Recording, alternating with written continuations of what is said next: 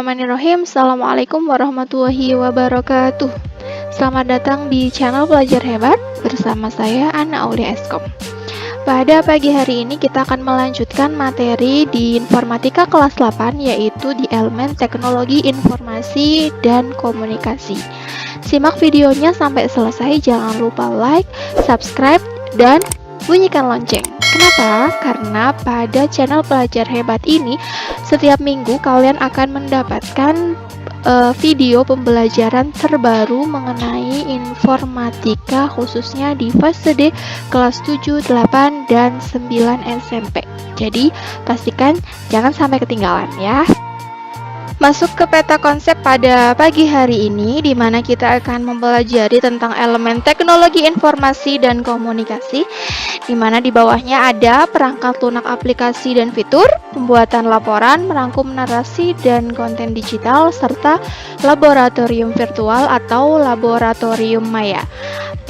Pada pagi hari ini kita akan mempelajari dua, yaitu perangkat lunak aplikasi dan fitur, serta laboratorium virtual atau laboratorium maya. Untuk pembuatan laporan, serta merangkum narasi dan konten digital, nanti akan kita pelajari di sesi offline di lab komputer ya anak-anak. Oke, langsung saja. Yang pertama, perangkat lunak aplikasi. Apa itu perangkat lunak aplikasi? Perangkat lunak aplikasi atau program aplikasi atau biasa disingkat dengan aplikasi adalah program komputer yang dirancang untuk melakukan tugas tertentu yang berkaitan dengan pengoperasian komputer itu sendiri. Aplikasi biasanya digunakan oleh pengguna yang biasanya disebut dengan end user. Aplikasi hanyalah sebuah program yang harus dikendalikan oleh pengguna. Jadi, kita sebagai pengguna harus tahu bagaimana aplikasi tersebut dan untuk apa tujuannya. Contohnya ya, sebelum mengemudikan sepeda, kalian perlu mengenal apa itu sepeda, bagaimana cara mengemudikan sepeda dan memanfaatkan sepeda untuk mengantar seseorang mencapai tujuan. Saat mengemudikan sepeda, kalian harus memiliki tujuan yang jelas dan akan mencapai tujuan dengan cara yang efisien dan optimal.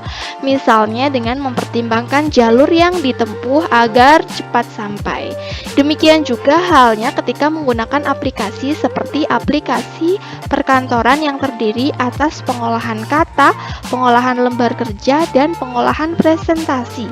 Saat akan menggunakan aplikasi tersebut, kalian harus menyertainya dengan proses berpikir untuk mencapai tujuan tertentu. Oleh karena itu, agar dapat menggunakan aplikasi perkantoran secara efisien, kita perlu memahami objek utama yang dikelola dan elemen-elemennya. Sekarang, mari kita pelajari lebih jauh tentang isi dari aplikasi. Yang pertama adalah objek aplikasi. Apa itu objek aplikasi? Nah, setiap aplikasi mempunyai objek utama yang dikelola. Misalnya seperti berikut.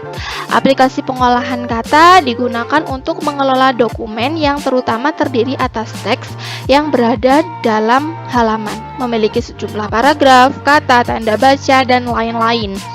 Sedangkan aplikasi pengolahan lembar kerja digunakan untuk mengelola sekumpulan lembar kerja atau worksheet yang di dalamnya dapat berisi angka, teks, formula atau rumus, serta lain-lain. Dan yang terakhir, aplikasi presentasi digunakan untuk mengelola sekumpulan slide untuk mempresentasikan sesuatu kepada orang lain yang utamanya berisi teks dan gambar ya. Lanjut. Nah, objek aplikasi akan disusun secara terstruktur dan mempunyai hubungan satu sama lain. Objek atau potongan objek dari sebuah aplikasi dapat dipindahkan dari satu tempat ke tempat lain, baik dalam ataupun di luar program itu sendiri. Objek utama aplikasi diolah sementara pada jendela aplikasi yang terbuka dan hanya ketika jendela aplikasi itu terbuka saja. Nah, ketika kita menutupnya akan hilang. Oleh karena itu ada fitur save sehingga kita bisa menyimpan dalam bentuk file untuk dibuka kembali di kemudian hari. Jadi saat kita mengolah sesuatu di aplikasi, kita harus menyimpannya agar sewaktu-waktu kita membutuhkan dokumen tersebut, kita bisa membukanya kembali. Jadi tidak buat ulang karena kita sudah pernah membuat dan kita sudah simpan filenya ya. Nah, untuk memindahkan objek kita bisa menggunakan perintah cut, copy, dan paste. Apa itu cut? Nah, cut berfungsi untuk memindahkan satu atau kumpulan objek ke tempat yang dituju ya. Bisa dengan menekan tombol alternatif Ctrl plus X di keyboard kita ya. Lalu ada copy yang bertujuan untuk menyalin suatu dokumen atau objek lain dari satu tempat menuju ke tempat lainnya, baik itu dalam satu dokumen ataupun antar dokumen dengan alternatif Ctrl plus C di keyboard kita. Dan yang terakhir paste berfungsi untuk menempelkan kata, kelompok kata, paragraf, tabel, gambar, dan objek apapun hasil dari copycat. Alternatifnya yaitu kita menekan Ctrl dan V secara bersama-sama di keyboard. Jadi setelah kita tekan cut, kita harus tekan paste ya untuk menempelkan hasil yang dipindahkan. Kalau copy itu menyalin ya. Oke, lanjut. Format file. Nah, setiap file yang dibuat oleh aplikasi tentu akan memiliki ekstensi yang berbeda-beda. Nah, misalnya di sini ada banyak ekstensi ya. Yang pertama ada file hasil menyimpan objek utama pada aplikasi pengolahan kata. Ya, bisa disimpan dengan format doc, lalu docx, rtf, odtf, dan format lainnya. Untuk aplikasi pengolahan lembar kerja bisa disimpan dengan format XLS atau XLSX, ODS, CSV, dan format lainnya. Untuk aplikasi pengolahan bahan presentasi atau slide bisa disimpan dalam format PPT, PPTX, ODP, dan lainnya. Serta ada file gambar ya dengan representasi data berupa bitmap yang bisa disimpan dengan format PNG, BMP, dan JPEG. Untuk format gambar dengan representasi data berupa vektor bisa disimpan dengan format SVG. Untuk file PDF, formatnya portable dan dapat diproses oleh aplikasi apapun ya. Dan yang terakhir ada file teks murni yang hanya dalam deretan karakter yang disimpan dalam format TXT atau HTML sehingga siap ditampilkan oleh web browser. 2. Fitur aplikasi. Ada 3 yang akan kita pelajari dalam fitur aplikasi. Yang pertama ada antarmuka aplikasi, yang kedua ada fitur cut, copy, dan paste, di mana kedua materi ini sudah kita pelajari di kelas 7. Untuk mengingat kembali, silahkan bisa kalian klik link di atas atau nanti saya tempelkan di layar akhir dan deskripsi di bawah agar kalian mudah untuk mengaksesnya. Nah, kita bahas fitur aplikasi yang ketiga, yaitu screenshot dan snapping tool. Nah, screenshot atau print screen kalian pasti sudah sangat familiar dengan ini dan mungkin kalian sering ya pakai di HP. Apa itu screenshot? Nah, screenshot digunakan untuk menangkap layar. Pada platform Windows dapat menggunakan tombol PRT SCR atau print screen ya. Kemudian kalian klik paste ke jendela yang sedang aktif. Nah, nanti hasilnya akan tampil sesuai dengan tampilan jendela yang ditangkap. Nah, hasilnya bisa berupa gambar. Nah, ada kelemahannya. Hasil dari print screen, seluruh layar akan tertangkap dan harus ada proses crop atau proses potong manual kalau ingin bagian tertentu saja. Berbeda dengan snapping tool. Nah, snapping tool fungsinya sama, yaitu untuk mengambil tangkapan layar, tetapi kita bisa lebih leluasa dalam memilih bagian yang diinginkan sehingga tidak ada lagi proses crop atau proses potong manual ya. Itu bedanya screenshot dan snapping tools. Masuk ke materi ketiga, yaitu analisis objek dan fitur aplikasi pengolahan kata. Kita akan menganalisis atau membedah aplikasi pengolahan kata, yaitu Microsoft Word. Ada banyak objek-objek yang bisa kita temukan pada Microsoft Word. Kalian bisa lihat tabel di bawah ya, ada objek, ada penjelasan ciri serta cara pengoperasiannya ya. Kalian bisa baca sendiri ya. Ibu tidak bacakan secara detail, nanti kalian bisa baca sendiri, kalian bisa pause agar kalian bisa leluasa untuk membacanya ya. Silahkan di pause saja.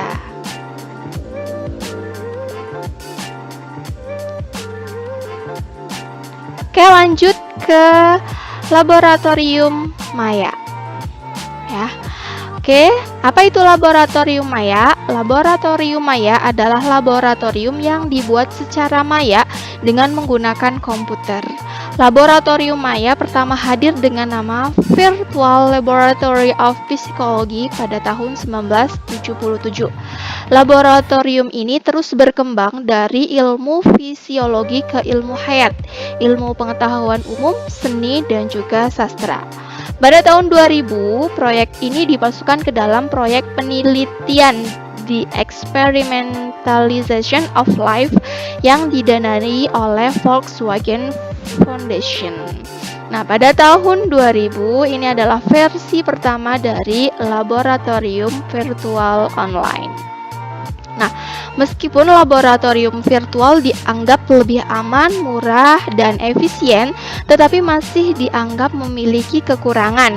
Berikut ini ada beberapa perbedaan laboratorium maya dengan laboratorium fisik.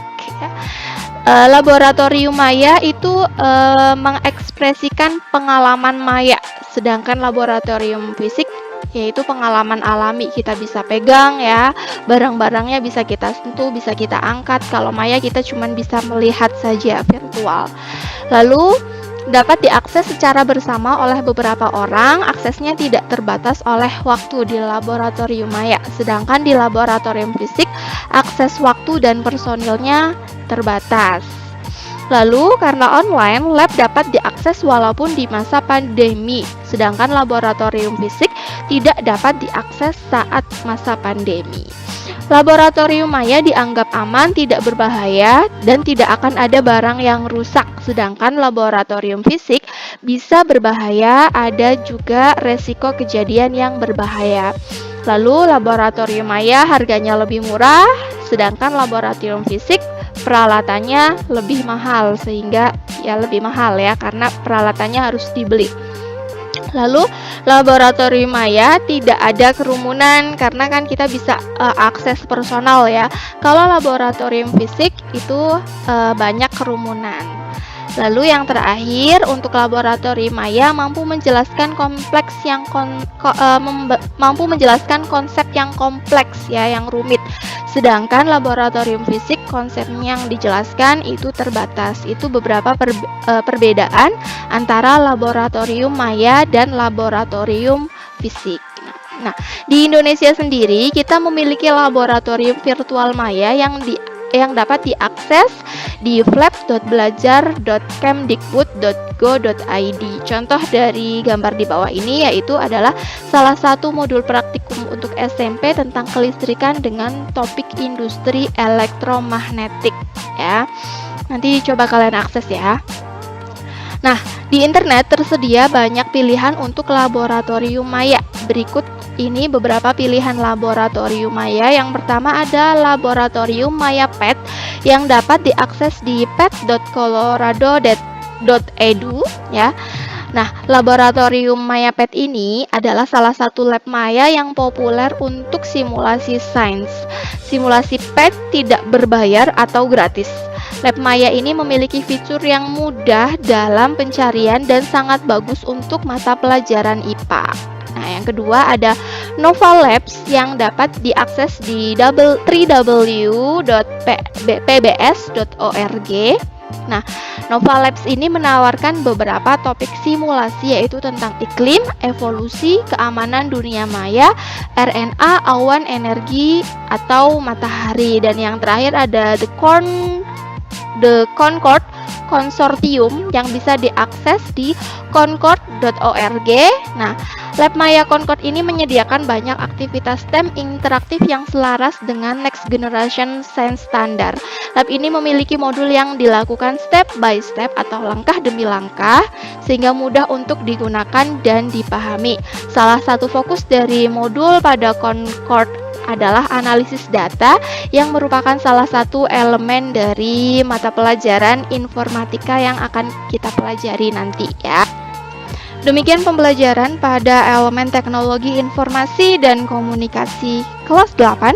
Semoga bisa membantu kalian dalam memahami materi ini. Tetap semangat, mari kita sukses bersama. Terima kasih. Wassalamualaikum warahmatullahi wabarakatuh.